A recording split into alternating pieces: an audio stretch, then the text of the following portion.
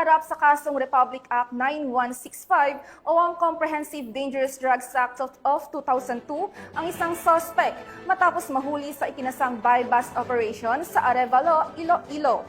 Narito ang balitang hatid ni Patrolwoman Justin May Halyores.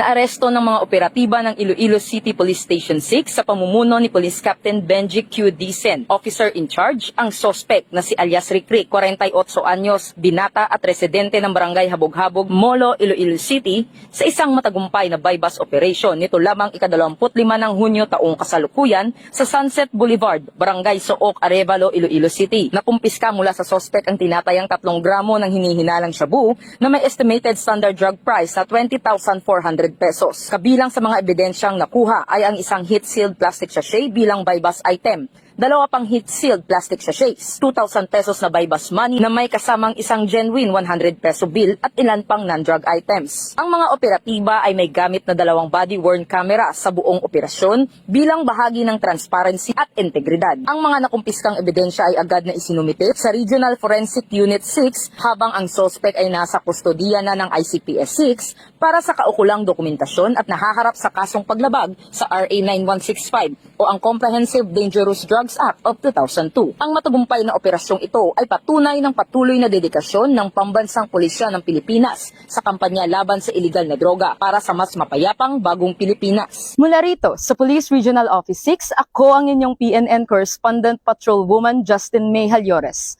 Alagad ng batas, tagataguyod ng balitang pulis.